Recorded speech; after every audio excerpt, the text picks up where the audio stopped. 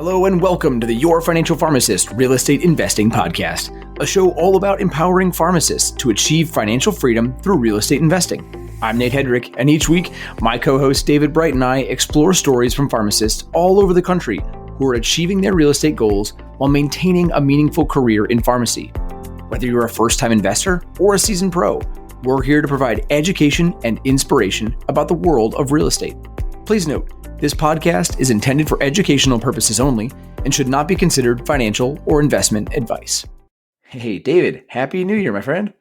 Hey, Happy New Year. How you doing, man? Good. We're obviously wrapping up the year, and as we get to the end of any year, it's an easy time to look back at what happened in 2022 and start getting excited for what's going to happen in 2023. Yeah, there's been a ton of changes over the last year. If we look back on where we started 2022 to where we ended in December, there's been quite a shift in the real estate market, whether for owner occupants or investors, particularly knowing there's a lot of crossover there. Those aren't two completely independent markets or by any means, but so there's a lot to reflect on. Also, a ton of variables floating around. There's a lot of difficulty in making predictions for 2023 now.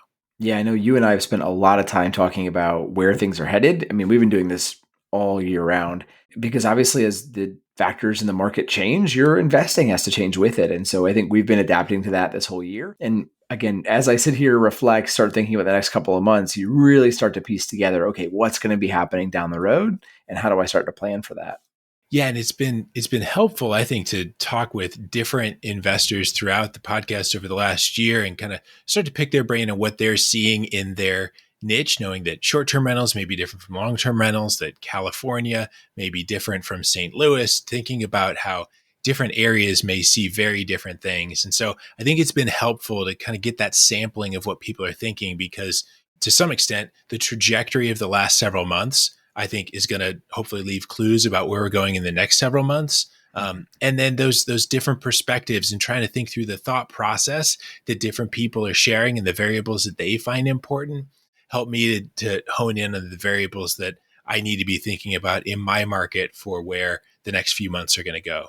Yeah, I think especially when you talk about some of the bigger factors, the sort of global or the national level factors like interest rate, maybe rent rate, housing supply, housing prices. If you can look at those globally and watch the shifts there, then you can start to figure out locally what might be going on for you. And I think that's kind of where I'm at right now is looking at globally what's this trajectory look like, and then how do I apply that to my own market? And a few months back, I was listening to an episode of Planet Money podcast, which shout out to Planet Money. Love that podcast. And they did this great thing where they brought on some economists, experts in their field, and they asked them to predict things. They said, make some wild predictions about where we're going to be in 6 months. And then 6 months later, they checked in with them and they saw if they were right, if they were wrong. And I thought as David and I were talking and we were kind of coming up with a concept for what are we going to look at for 2023, we thought we'd do kind of a similar approach, get our own hot takes on what we think might happen in 2023. Yeah, and we'll say up front that these are essentially guesses. We're not providing investing advice, so we're probably wrong. But right. Hopefully, as we put together some of the variables in that thought process, we can, one, see how wrong we are at the end of the year. But hopefully that thought process means that this isn't a complete waste of time. But the variables, I think, behind the predictions are hopefully helpful as you talk too. The variables in the national scale may have some impact at the local scale. And so as people are trying to piece together their market for what they think with the type of investing that they do, how some of these pieces may fit into their specific puzzle. Yeah, and we'd love for you listeners to get in the mix as well. There's nothing better than throwing out wild predictions than having someone come back and counter those and say, hey, I think this is what's going to go on and here's why. Here's the resources I'm using. Here's the data that I'm referencing that I'm coming with my own prediction. So we'll be posting polls on Facebook all this week. If you're not already a part of the YFP REI Facebook group, go and join so you don't miss out on those. I'll try to also throw them on my LinkedIn as well. So if you're not on Facebook, you can check it out there. But I want to have an open discussion about these, right? Here's our predictions. What are your thoughts? And then we can get a real good discussion going on this. Yeah, and we want to talk through specifically some of those key concepts that I think real estate investors, no matter what flavor of investing you're into, mortgage rates, rent rates, and home prices, I think are key variables that play into just about any type of investing. So as we talk about this and we talk about the variables in a thought process, we'll hit on those areas specifically.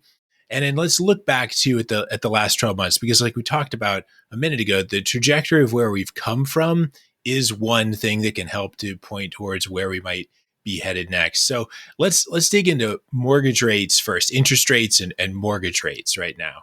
If we start there, there's a couple different sources that are easy to find to see what's going on with mortgage rates. And I think knowing how to get at that data quickly is really helpful. So just quick disclaimer, when we're talking about mortgage rates, we're talking about 30-year owner-occupied mortgages. That seems to be just an industry standard that a lot of people reference when they talk about just mortgage rates in general.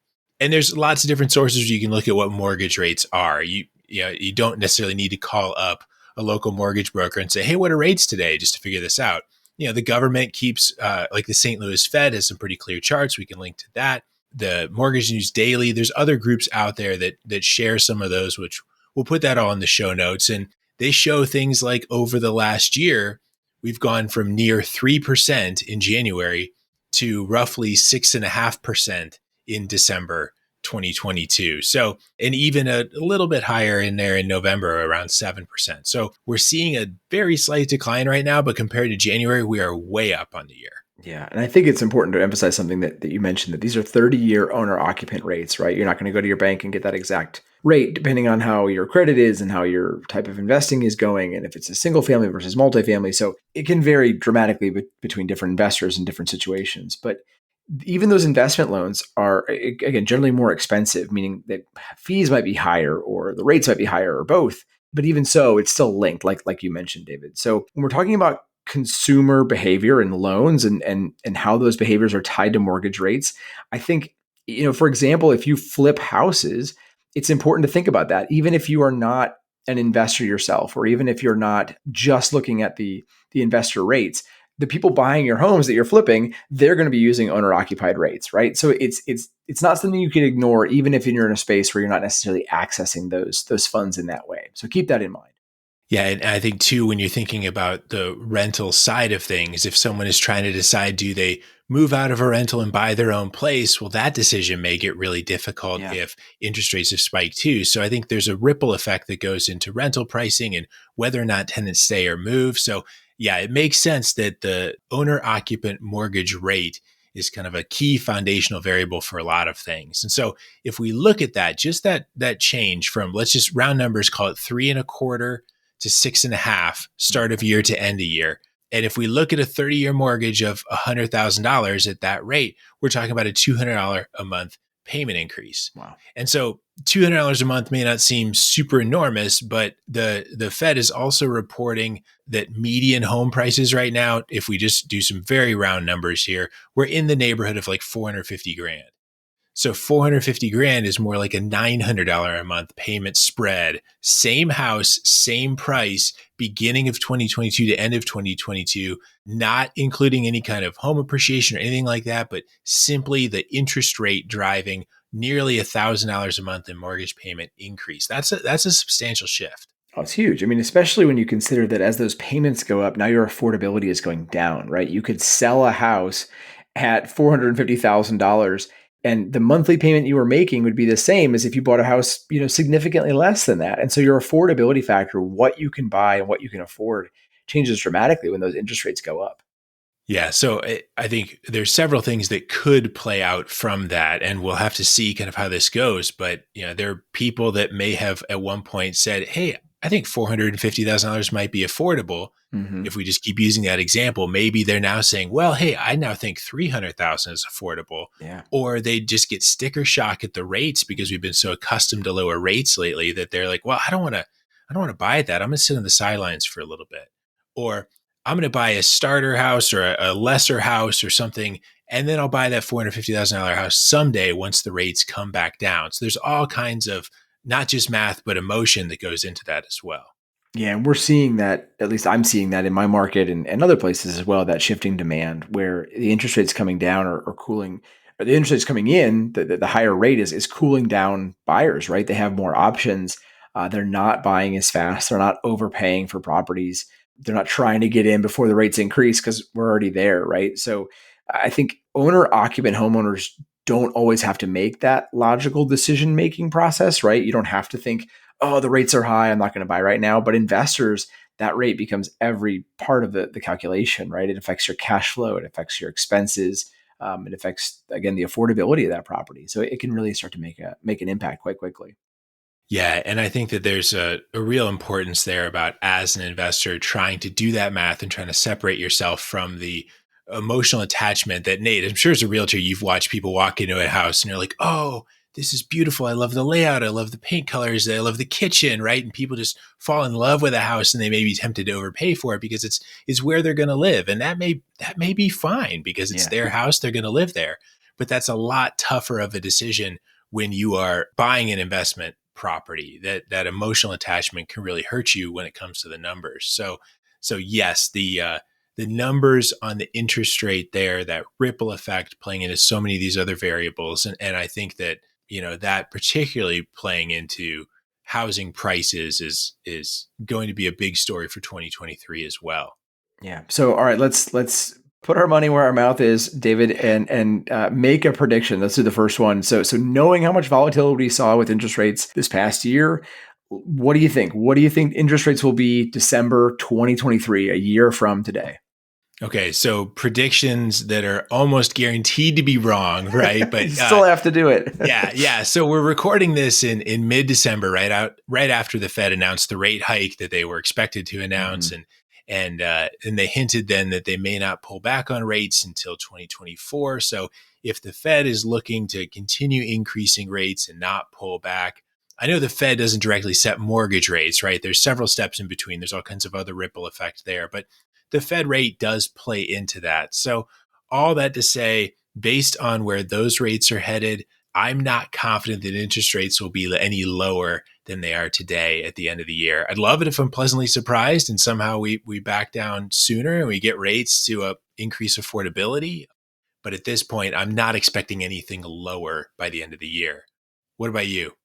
I'll be a little more optimistic. So I think if you look at some of the spread that is occurring right now between the Fed rate and then the mortgage rates that we're seeing, I think a lot of lenders are pricing in a pretty big spread, bigger than they've ever been pricing in before, because they're worried about what's going to happen next year.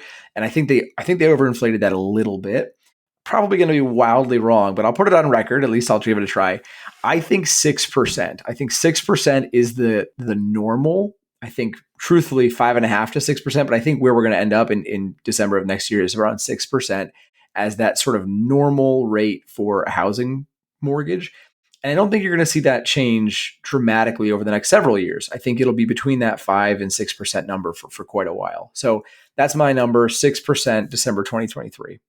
Okay. So as a reminder, we'll put this on the YFP Real Estate Investing Facebook group. We'd love to hear your thoughts. You can tell us exactly how wrong we are and where you think you're going to go and what your predictions are and kind of then what you're basing your investing off as well. So yes, we'll steer towards the Facebook group. Please keep the conversation going there because I'd love to hear more opinions than just our two opinions here. Absolutely. So related to interest rates, and we touched on this very briefly a second ago, but interest rates drive so many other consumer behaviors Mm-hmm. and tenant behaviors as well. So when we look at interest rates and how that affects tenants, Nate, can you connect those dots a little bit more about tenant decisions and how even rent rates may then change? Yeah, I think one of the things we've been seeing over the last year, especially, is really rapidly rising rent rates. And some of that is because over the last 2 years, truthfully, ever since April, May maybe of 2020, it's been harder and harder to buy a house, right? Limited inventory, houses are flying off the shelves, people are overpaying. And now we're getting higher interest rates, which is making it more difficult for people who were right at the cusp of affordability to be able to go in and afford that home. And stack that up with rising inflation. And now your dollars that you've been saving up for your down payment isn't going nearly as far. And all of those factors, I think, are leading to more people having to rent, right? And so now when you've got more renters in a pool, basic supply and demand, that price is going to go up as that demand goes up. So we're seeing it already. Prices have been rising in some areas dramatically year over year. But again, I think that is the major consequence of all those factors starting to add up, and people are getting maybe stuck when they were ready to buy a home before, and now they have to rent for another year or whatever because they're just not ready to do it. Yeah, and there's all kinds of news stories out there that describe that huge increase in rent rates over the past year or two, and that enormous rate of growth also seems to be slowing a little bit. So, Mhm. which also doesn't seem unreasonable. Some of this enormous price increase and enormous rent rate increase, that's not sustainable in the long term. That's got to calm down eventually. So the fact that that's calming down and getting less wild and more sustainable is probably a healthy thing as well. So I don't know that we should necessarily be betting on, as investors, that we should be betting on rents to drastically increase year over year continually, but maybe a little bit of a calming is what we're seeing most recently.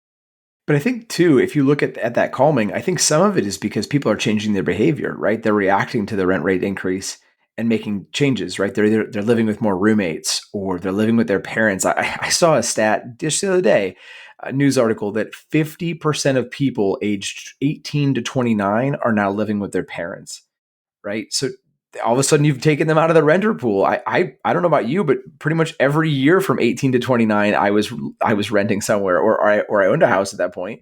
So that's a big change. And we're seeing places like California introducing legislation trying to give people more options for places to rent out, give them more accessibility to what they call additional dwelling units. Very popular in California. I know a little bit about Senate Bill 9, which was produced out there in 2022, that basically give slacken some of the restrictions on building ADUs so that they can have more people in smaller areas, right? Not allowing HOAs to restrict the construction of additional dwelling units, streamlining the approval process so that you can get those up and running much faster. So we're seeing more people, I think, crowding into less space just out of necessity at some point. Yeah, I think that that may shift some of the supply issue. I think we're also seeing some kind of wild things on the demand side Mm. because if people are saying like, I don't know what's going on with housing prices. If housing prices may drop, is this a great time to buy? If interest rates are really high, is this a great time to buy? Maybe I should just stay in this rental for a little bit longer, or maybe I should go rent for 2 or 3 years intentionally and then go buy a house. Like I'm hearing more discussion about that too. So I'm also wondering if we're seeing increased demand for rental properties, and it'll be interesting to see if kind of the new construction, the ADUs, people living with roommates, if all those factors mitigate that demand, or if the demand just overruns all of that. Yeah, I truly think it'll probably overrun that, but it's interesting to see some of the ways that people are trying to combat that increased demand in areas where you can't find a place to rent that you can afford. It's getting to be too much. Yeah, absolutely. So if we're going to turn this into predictions, I think that this is one where my prediction is that this will be highly market dependent. And there Hmm. will be areas that have either recently enacted rent control legislation or areas where the ADUs and the new construction are just going like wildfire, and other areas where there's a lot of restriction around that and the supply of rental properties is just really slim.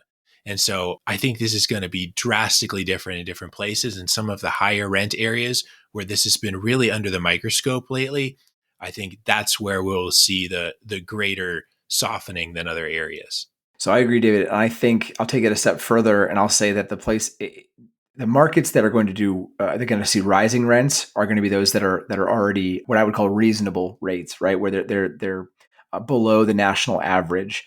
I think those places are going to become the more affordable locations, and so you're going to see people moving to those locales.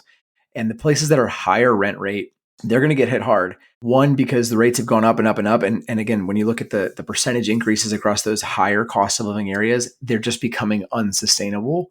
And you're going to couple that with probably the reactivation next year of student loan payments.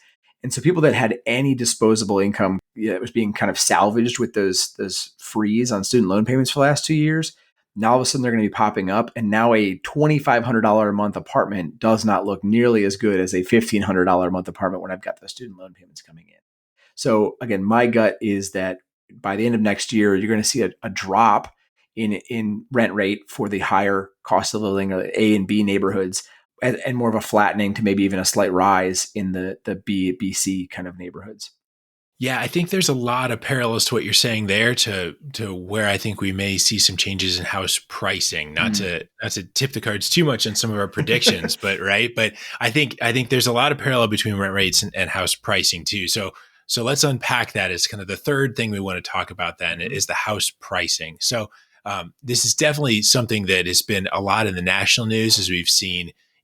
I've heard numbers in the like 20% type of annual growth in housing prices during the pandemic. And that's, I mean, just wild and unsustainable, Mm. and certainly outpacing inflation, right? Yeah. When we talk about inflation being high, we're still talking numbers in like the 7, 8, 9 range, not the 20% range. Yeah. And so certainly if we look back, I know you had pulled some numbers before we hit the record button here, but looking back over the last 50 years, we're seeing, somewhere in the double range for what home prices have done compared to what inflation in general in the market has done, right? Yeah, and I think it was interesting. I pulled a stat that if home prices had been growing at the same rate that inflation was, and again going back to 1970, then if you'd been following the home price and if it matched inflation, the median home price today should be about $177,000. And like you mentioned earlier, we're sitting at $450,000. So we're really outpacing inflation. I mean, we're really outpacing wages as well, but we're drastically outpacing inflation when it comes to the actual price of homes. Yeah. And I think we've all anecdotally seen that this kind of crazy increase in price in the last couple of years. I know homeowners may look at their property tax statement and see that that's going up, or they may look at appraisals if you've done a refinance to capitalize on the lower rates and you've seen that appraisal come back way higher. You may have seen your neighbors sell and thinking, how in the world did you get that much for this house that I bought for much less years ago? So some of those predictions that talk about slight declines to kind of recover from that chaos, I don't know that that's necessarily real far off. Those Some of those predictions have been slight, and some of those predictions have been kind of crushing declines with everything in between. So with house prices, Nate, I'm curious where you think we're going to be at the end of next year. Yeah, I think next year will be, and again, I hate to pull a Tim Baker and say it depends, but I think it's going to be market specific again, where the areas of the country that are higher cost of living, like we were mentioned, that have really shot up in price, the places where you were talking about people paying 100,000, 200,000 over asking, those are absolutely going to pull back. We are going to see 20 to 30% declines in those markets. I truly think that, because I think it's just the affordability game is not going to be there. You're not going to be able to sustain that. And if people need to sell in any of those locations because they can't come up with a housing payment anymore, because again, student loans become due, or now their car loan is, I saw yesterday, the average car loan is 9.5% as the interest rate for your average car loan. So like all that consumer debt is going to catch up eventually. And if people have to sell those homes, now the prices are going to have to come down. So I think higher cost of living, we're going to see a 20% drop. I truly think that. The lower cost of living areas, or the areas that didn't see that level of crazy inflation or crazy jump in prices, I think those are going to stay pretty flat. I think demand is still high for housing. There's still a huge demand for housing in the country. And so I think those are going to actually stay pretty flat by the end of the year. I would think that the different price points reacting differently makes a lot of sense, particularly when there's a lot of first time home buyers out there that are Mm-hmm. looking to buy that house. They want to eventually move out of their parents' house. They want to eventually move to a new city with a new job, and they may not want to rent. There may be others that are downsizing, trying to find something more affordable. So I think some of those lower price point houses, sometimes referred to as the starter homes, right? Yeah. Like those starter homes, there may be more demand there. And also, when we talk about supply and demand, not a lot of new construction in that space compared with some of the more medium price point or higher price point homes. So, from that just pure supply and demand standpoint, I do really wonder if the neighborhoods in a market that are below average price or below medium price, like that may be where we see increased demand and people pulling away from those higher price areas. So I agree, market dependent is going to be a huge factor. I say price point dependent, I think will be another huge factor, particularly like we talked about just a minute ago with mortgage rates. If the person looking at the $450,000 house isn't looking at a $450,000 house anymore because that payment Yeah. is drastically higher, then they may be saying, let's go with a lower price house. And so there may be a big push there.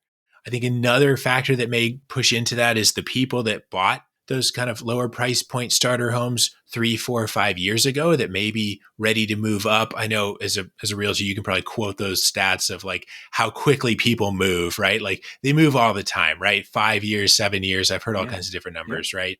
But they may not be quite as ready to move if Right. they're thinking, well, this small increase in home value is going to be an enormous monthly payment increase because I'm going to lose this 3% mortgage and a jump to a 7% mortgage. So I'm going to wait this out. This may be a starter home, but I'm good to stay here for a few more years. So there may be not a lot of people selling and more people looking to buy in those kind of price points.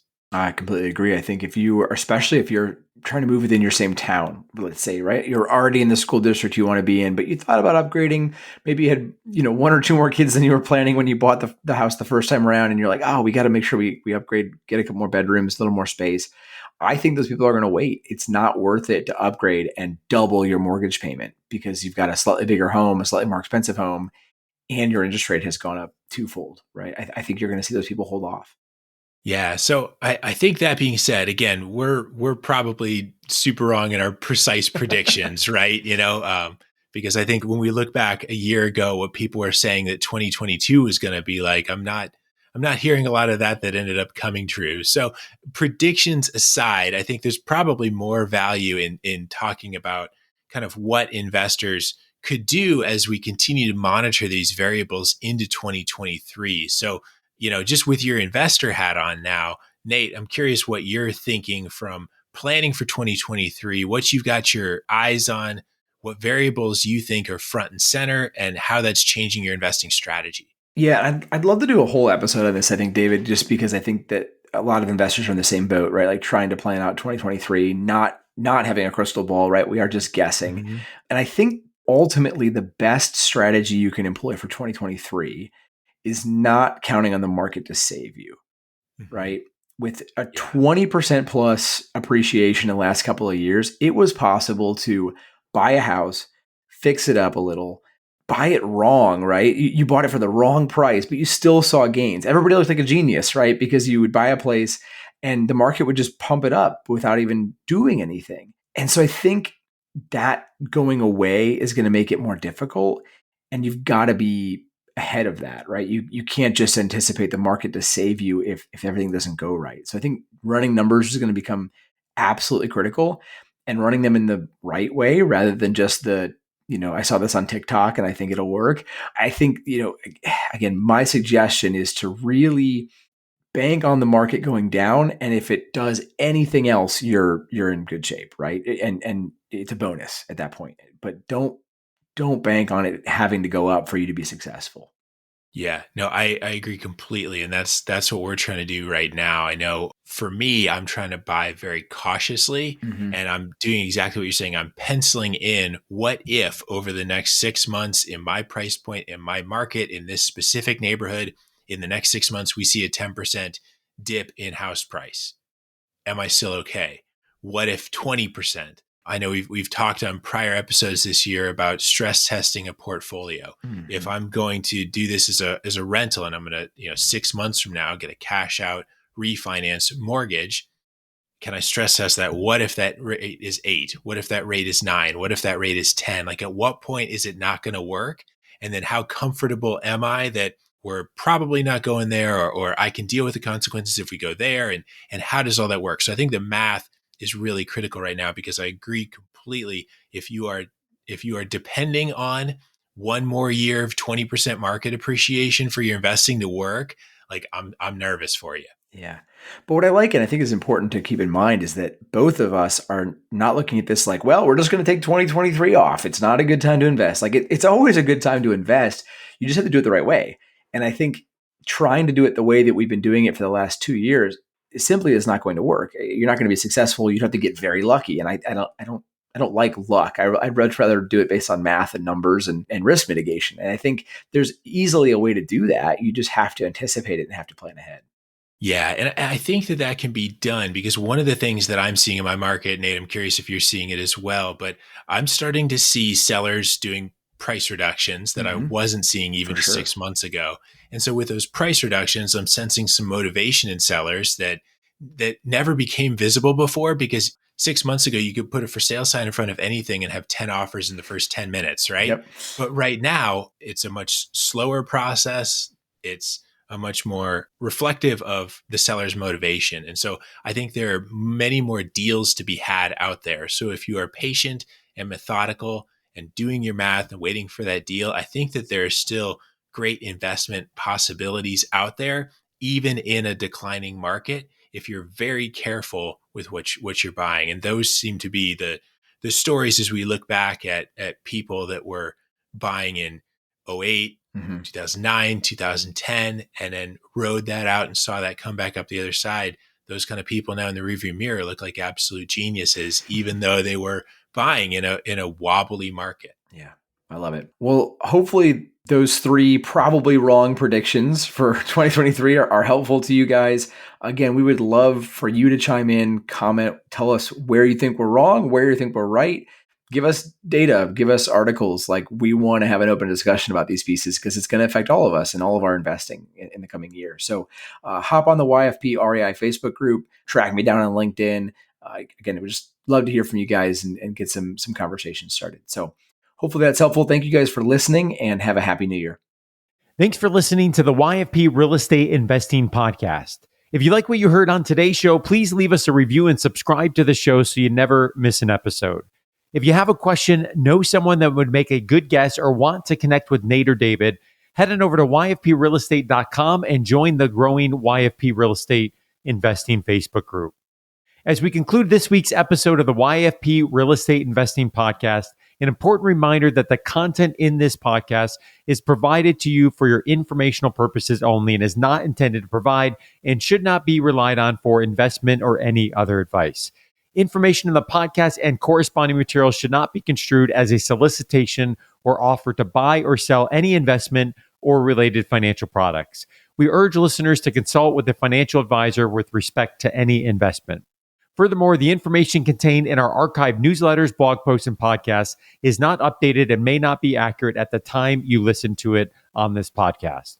Opinions and analyses expressed herein are solely those of your financial pharmacist, unless otherwise noted, and constitute judgments as of the dates published. Such information may contain forward-looking statements which are not intended to be guarantees of future events. Actual results could differ materially from those anticipated in the forward-looking statements. For more information, please visit yourfinancialpharmacist.com/disclaimer. Thank you for your support of the YFP Real Estate Investing Podcast. Have a great rest of your week.